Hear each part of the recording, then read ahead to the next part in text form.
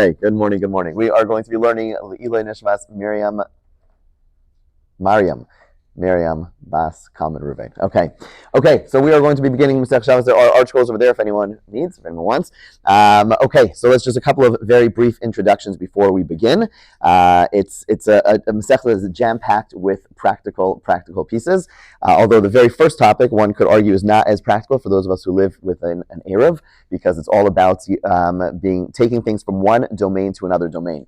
Although I would have thought the same thing, of course, perfectly this Friday night, a young girl in the place I was staying in, leave it at that, took a sitter to go do Kabbalah Shabbos out in the fields.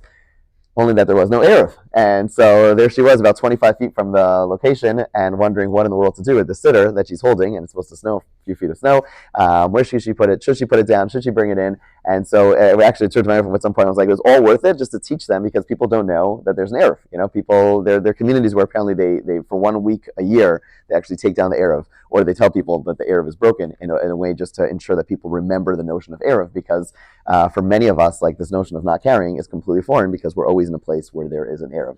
I don't recommend taking it down for a week, because it's not a very good idea, but it's something we simply don't know about. So the first couple of sugyas are going to be all about carrying, and we'll see the two major issues of carrying is one, going from one domain to another. We're going to talk about 3 domains: Rosh Hashanah, a full-fledged public domain; a Rosh Hashanah, a private domain; and everything in between, and a place in between called a Carmelis. And we'll define all those soon. Today we're going to just be focusing on Rosh Hashanah, a public domain, and Rosh Hashanah, a private domain, and there's a prohibition against moving an item from one place to the other. When we talk about moving something from one place to another, there is 2 pieces that are needed. One is called akira, which is essentially taking it from the place and kind of picking it up from the place.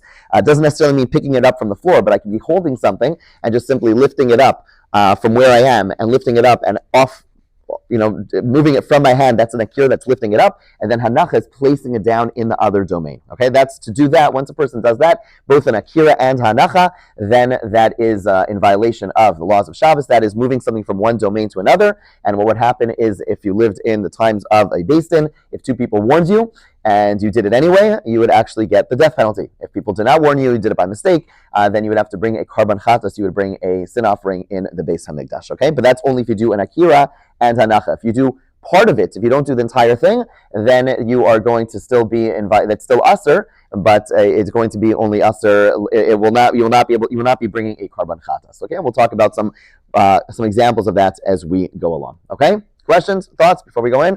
Okay, let's jump in. Yitzias HaShabbos. So literally, Yitzias HaShabbos means the moving out of Shabbos, but that doesn't make sense. If you look at Rashi over here at the top of the page, Yitzias HaShabbos, Hotzaos, movings, Shemershus L'Reshus, from one domain to another, Hamuros, L'Shabbos, which are discussed regarding Shabbos. Okay, the Gemara is going to explain Dahachnasos Nami Kakari Yitzios, when bringing things in. That is also called yitzios. Yitzios literally means going out, even though the term should mean just going out, but it also is encompassing the term bring in as well. Hoel umotzi mershus l'shus, since you bring something out from one domain to another. Okay, that's the Rashi. Now, why is it that the Mishnah rather, refers to moving things from one domain as bringing out? So Rashi is going to explain later. I'll just mention this out before we see this inside, and that is that when the original source for moving things from one domain to another, that the Gemara is going to teach us later, is from when the people are bringing items to the Mishkan. When Moshe announced the parshas that we're reading right now, everyone bring items, and they all start bringing items. And at some point, they realize they have enough items, and so they make a big fuss about stopping to bring items. You read the simple text, okay? They told them to stop bringing items because they had too many items. You don't need extra items. But the Gemara is going to learn that the reason they told them to stop bringing items is because that day, the day that they had realized they had too many items, was actually Shabbos. And because it was Shabbos, there was a biblical concern, a concern of them doing something usher, something which was not needed for the building of the Mishkan, and that is that they're going to be taking from their tents, i.e. a private domain, and bringing it to Moshe, who is in the more public domain, and therefore bringing it from Rishus, from one domain to another. And therefore they are bringing it out of their place into the public. That is the term yitzios. Yitzios is bringing it out from a private place into the public place. And so on Shabbos, Moshe says, everyone stop bringing things, everyone stop bringing items, right? And that's the term yitzios. That's the idea of yitzios. That's the one that's more explicit in the Torah. We're also going to learn that hachnasa, taking it from a public place and bringing it in to a private domain, that is equivalent in terms of the prohibition, they're equally forbidden, but the one that is the primary thing, the thing that is found, the primary prohibition is one of Yitzia, bringing it from the private domain to the public domain, as first taking place with Moshe telling the Jewish people to not bring things from the private domain into the public domain, taking it out from the private to the public. That's why it's called Yitzios Shabbos. Good? Questions? Thoughts? Good. Okay, Yitzios Shabbos. So we talk about moving things from one domain to another. Shtayim, we're back to the Mishnah. There are two, as we'll see, there are two biblical prohibitions, two issues, two different forms, which are deoraisa, biblical, shehein arba, which are actually going to be four. Okay, this term, two which are four, we're going to redefine in the next Amud. But for today, we'll say there are two biblical prohibitions. What are the two biblical prohibitions? One is bringing things from the private domain to the public domain, and the other is bringing from the public domain into the private domain. Those are the two which are biblical. Those are the two which are midoraisa. And then there are four which are midorabbanan. Good? Yeah? Okay. Bifnim. Okay, so shtayim shein arba bifnim. There are two which are four going inside, meaning going from outside to inside. Ushtayim shein arba b'chutz. And there are two, meaning two biblical ones, which are four for a person standing outside. Okay, so we're going to see two figures. We're going to have two individuals. We're not going to give them names, but rather we're going to give them positions. Ketzad, how so? Ha'ani omeid b'chutz. Okay, we're going to give a storyline where there is a poor person outside. Okay, it's not literally, we don't need it to be a poor person. His name could just be John or Bob or whatever, but it just makes it a simple case, or instead of having to keep on bringing up a name of Reuven or Shimon, we're just going to say there's a poor person who's standing outside, okay? Ubal habayis bifnim. And there is the owner of the house who's inside, okay? Pashut, that's the storyline. We have a poor person outside, the Balabai is the owner of the house inside. And here, now we're going to go through a number of scenarios based on this construct. Pashat ha'ani es yado lifnim. The poor person extends his hands inside, v'nasan l'soch yado shabal habayis, okay, and he places whatever is in his hands. Let's just say the example that they have in the picture books. If for those of you remember the Mishnayos with the pictures, no, yeah, those were great. So basically, he has a basket where he wants the Baal Habayis to give him some bread. So what does he do? He takes his basket, he's standing outside, and he moves it from outside, which is Akira, lifting it up, and he puts it into the hands of the Baal Habayis, of the homeowner. Okay, and therefore he places it down. So there's Akira lifting it up, and Hanacha placing it down into the hands of the Baal Habayis, right? So that is scenario number one. Okay, or the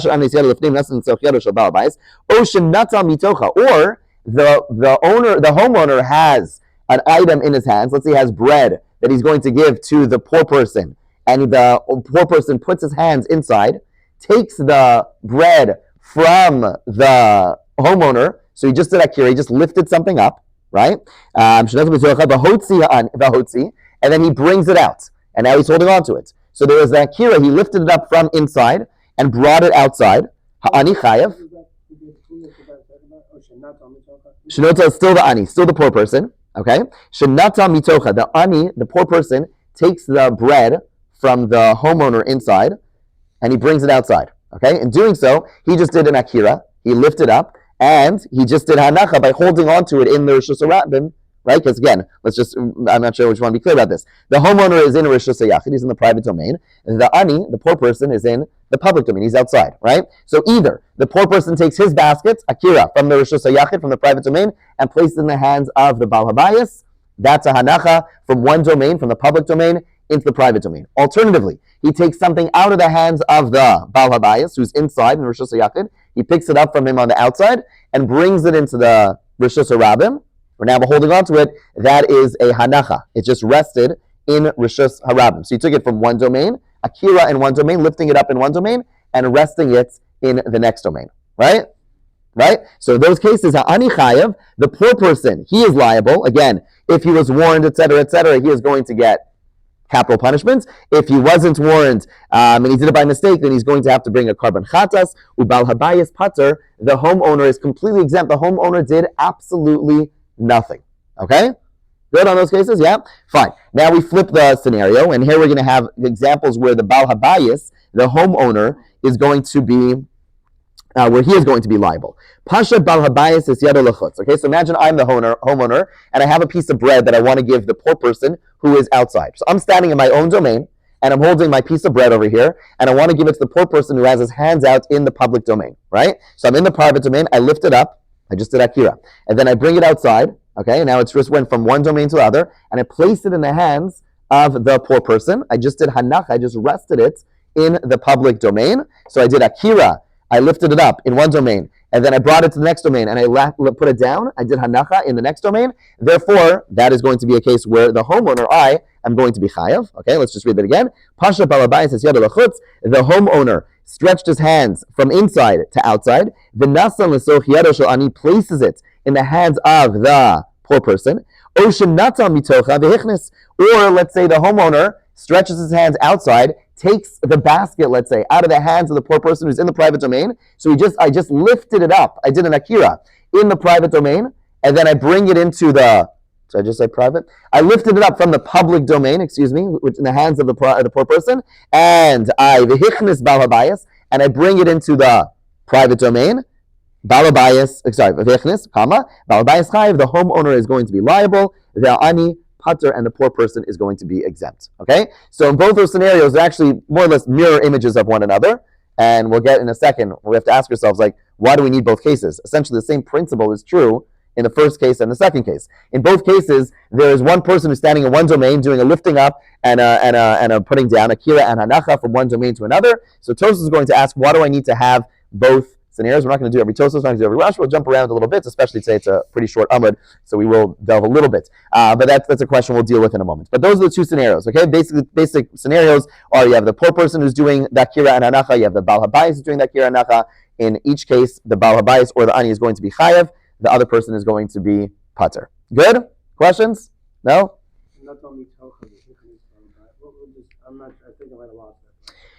Ocean Natal Mitocha, right? This is where are we? We're in the Pasha Balabais. So the Bal Habayis, the homeowner, takes from the hands of the poor person, the and brings it in. In such a case, Bal Habayis Chayav Ani Pater. The person who's changing the domain, exactly. Okay? Now, in both these two scenarios, one person did everything, the other person was totally passive, just basically holding his hand either to receive or to be taken from.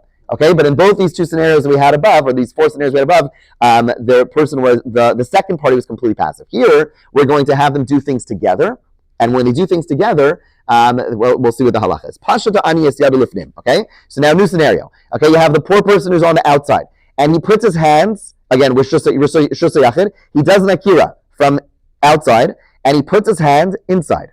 And as he's doing so, v'natal bal habayis mitoch, he doesn't rest his hand, he doesn't place it in the hands of the bal habayis, the homeowner, in which case he would have done both the akira and the hanacha. Rather, as he comes inside, before placing it down into the hands, into the waiting hands of the bal habayis, instead the bal habayis, the homeowner, okay, takes it out of the hands of the poor person, right? So whereas the scenario before, the poor person went ahead and did an akira, he lifted it up from his domain and placed it into the hands of the homeowner, and therefore did hanacha, did a resting in the other domain. Over here, he lifts it up, and the other individual takes it, and the homeowner takes it out of his hands. Okay, so what happened there? The ani did the akira, and the homeowner did the hanacha. By taking it out of his hands, the poor person never rested it anywhere. He's holding it in the threshold, over the threshold, and therefore, but he never placed it down. And then the homeowner comes and takes it out of his hands. So the homeowner is the one who does the hanacha. He's the one who rests with the item,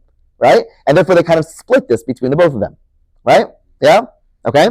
Pasha ani es yadu lifnim. Reading it again. V'natza bal habayis mitocha. Oh, shenasan l'socha the hotzi. Right, or the opposite, where again the homeowner goes ahead and places it into the hands of the ani. Okay, so the poor person places his hands inside the house, and he doesn't go ahead and basically the homeowner picks it up, puts it, and the poor person takes it out of the hands of the homeowner and brings it outside. So in that case, the homeowner did that kira. He's the one who lifted it up. Okay, and then the poor person takes it out and holds it in the Rosh Hashanah, and therefore did the hanacha. So again, you're splitting the actual picking up and putting down. One person is not doing both items. Rather, one person is doing half, the other person is doing the other half. In such a case, shnehem piturim, they're both going to be exempt. Okay? Now, it doesn't mean that this is mutter. You should not be doing this. It's still usher, meaning a person cannot go. If, let's say, that girl who was holding the siddur, in my scenario, was standing right outside the house, she would not be able to go ahead and stick her hand over the threshold and someone would take it out of her hands. It would be dirabanan. It would still be asur. When it says pater over here, the Gemara always explains pater. It's permitted. It's permitted. You're exempt. Sorry, it's not permitted. It's exempt from bringing a karban. Okay. Aval asur. It's still forbidden. So again, in that scenario, in my scenario, where the person was holding the siddur, let's say they were standing right by the house, they wouldn't be able to go, oh, I'm just holding it, and I cross the threshold, someone takes it out of the hands. That would be less problematic than them themselves taking it and moving it into the other domain. One would be Doraisa, one would be Darabanan, but it's still forbidden to do so. To affect the transfer from one to the other, even if you're only doing half, would still be Asr, even though it wouldn't be biblically Asr Doraisa. Okay? Other scenario, Pasha Bal Habayis says, Yad Lechutz, the Bal Habayis goes ahead and puts his hand outside of his house, from Rosh Hashanah into Rosh Hashanah, the Natala Ani Mitocha, and the poor person takes it out of his hands. Or the poor person places the basket into the hands of the homeowner, the hichnis, and the homeowner brings it in. Shnei and Peturim, they are both going to be exempt. Again, they split the action between them. So basically, two basic principles come out of here, right? We have Akira and Anacha. You have the notion of lifting it up and putting it down. One person does both of them from one domain to the other. They're chayav. If they split it, pater aval asur, they are not going to have to bring a karban, but it is still forbidden. Okay? Any questions? Thoughts? Yeah. Anacha, the first couple of cases we were saying, it seemed like it was being put into someone's hand, and that was enough that it was anacha. Whereas in the later cases, we're specifying that it's a transfer from one to the other, but there was never actually putting it down in a specific location. So it seems like we haven't been consistent in these cases for how we're applying what a hanacha actually. So the classic case of hanacha is one person's holding their hand out and the person places it in it. That's a clear-cut case of hanacha. The other case is he crosses the threshold, the other person takes it out of his hand. So he never put it down. There's never any resting of any sort. Right. So it doesn't need to be in a basket or on a surface. A hand is a sufficient. Correct. A hand would be correct. And the Gemara is going to go into that, the fact that a hand is a sufficient good. The hand is a sufficient resting space. Okay. So one thing I just want to speak out, we're not going to, maybe we won't see this inside, I just want to speak this out. And that is, the fact that we start with this whole discussion. Two things that we mentioned earlier. One is the fact that we're starting with Yitzios HaShabbos. There are how many malachos? 39 malachos, okay? The last, when the Mishnah later on in a while, we're going to go through a list of all 39. The last example is actually this example, the notion of transferring from place to place, okay? It's interesting that the Masechta starts with this topic. It seems to be almost like backward. This is like the last of the list. Why does it start here? And so it gives a whole bunch of, a whole long discussion. It says there's a lot of laws that are learned from this Mishnah, and that's when we start here. But he also mentions this notion. He says that Yitzios Hashav, that transferring from one domain to another, is a malacha gerua, is literally like a weak type of malacha, like a weak type of malacha, I guess we'll call it, like a worse or not as great of malacha. Why does he say that? Any thoughts? Why would this idea of transferring from one place to another, compared to the other 38 malachos, is called a weak malacha? Excellent, right? So malacha, typically, when we describe what is forbidden on Shabbos, it's a creation, right? Muktzah, for whatever reason, I don't know why, but my kids, whenever anything that's usher on Shabbos, they say muktzah. Muktzah is dirabanan, as we'll see, okay? Muktzah is not part of the 39 whatsoever, right? But every other malacha, 38 of the 39 malachos, is a creative activity. When you look at any of those who explain the thought process behind, the philosophy behind why we can't do something, is Hashem is a creator, we're not a creator. On Shabbos, we demonstrate we're not a creator. So I don't bake a cake, I don't write a sentence, I don't plant a seed, right? All those things are creative. I'm acting in a creative fashion. I can't do that on Shabbos. Yitzia, when I'm motzi something from Rishus to Rishus, I'm not changing it at all, right? All I'm doing is I'm moving it from one domain to another. Now the item now is in a different place, but I didn't create, and therefore it's weak. It doesn't really fit the regular model of what is something which is forbidden on Shabbos, okay? And that's why it's called a weak. So it's part of why it's here in the beginning. It's also why Tosfos explains that we need examples of both going in and going out. One could have said, what do you mean? If I'm going in one direction, of course it's true in the other direction as well. And to that, Tosfos says, no, not necessarily. Because this whole thing is such a novelty. This whole thing you would never have thought on your own, meaning if you say, okay, on Shabbos you can't do creative activity, okay, I get it. But over here now we're saying, no, I can't do but this is not creative activity. This is this new thing. I can't move something from one domain to another. Well, maybe it's only in one direction. Maybe in the other direction, yes, because the whole thing is a novelty, and therefore I have to spell it out and say not only going in this direction, going from Rishus Rabim to Rishus Yachid, also going from Rishus Yachid to Rishus Rabim. Okay, fine. So that this idea of it being Malacha Guru is not just a philosophical concept; it actually has major significance. We'll touch upon this later on, but there's a notion that if something is done in a prohibited fashion on Shabbos, you normally can't have hana from it. So from someone this comes up a lot, where someone by mistake cooks on Shabbos. They don't know Orach Shabbos, and they by mistake cooked something in a way that would have been forbidden. You can't benefit from it, at the very least on Shabbos, and the whole discussion about other things. But there is a discussion about if someone transferred an item on Shabbos. There is an opinion which many rely upon to say it's a malacha gerua, since no transformation. Meaning, what's an example? You have a guest who's not observant, and they just traveled from downtown, and they went from a public domain to a private domain, and they brought you that bottle of wine, right? So if they baked a cake for you on Shabbos, nothing doing. You can't eat it, right? But if they brought you the bottle of wine, there are poskim who say that since it's a malacha gerua, therefore I'm allowed to benefit from it. Okay, but then we're going to come. So it does have halachic significance about the fact that it's a different type of malacha. Okay, fine. Let's. We're going to turn the page. We're just going to do one question, and then we're going to kind of pause in the middle of this discussion. Tanat Hasim. We have the following question. It was taught there. It was taught where in Meseches Shavuos, where you have a similar terminology. Shavuos Shtayim Shein Arba. When it comes to oaths, when it comes to come to swearings, there is a prohibition against lying, right? You take an oath and then you lie. A person says, I swear I'm going to do this. I swear I'm going to not do this, right? And then I lie. I just violated biblical prohibition. Shein Arba. There are two, but then it extends to four. Why? Because the two that are in the Torah are things I'm going to do or things I'm not going to do.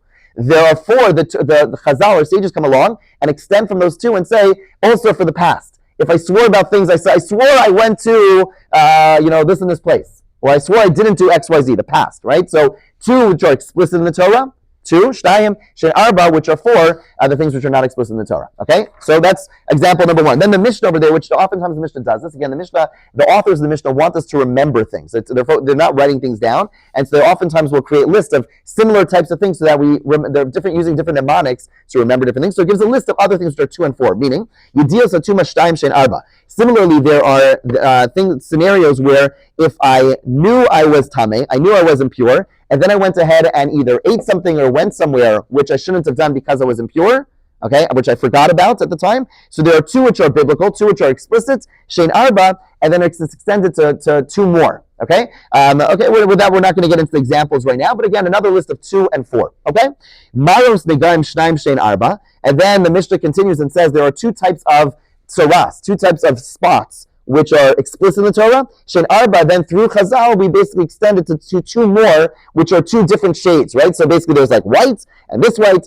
Someone here could probably give us a whole class on all the different shades of white. But basically, yes, that's you. Let's go. But basically there are different, right? There are all these minuscule types of shades, and so there are 2 which are explicit, Shein Arba, then we extend it, and there are 4. Okay? So far, so good. Yitzias HaShabbos Shtayim Shein Arba. And then it concludes and says, and there are 2 by Shabbos which are 4. What's the problem over here? Maishna hacha detani beishem shtayim b'fnim u'shtayim shein arba b'chutz u'maishna hasam tani shtayim shein arba b'sulo. Right. So the Gemara asks, why in Shavuos does it just say there are 2 which are 4, whereas over here it said so much more? In our Mishnah it says there are 2 which are 4 for the guy inside, 2 which are 4 for the guy outside.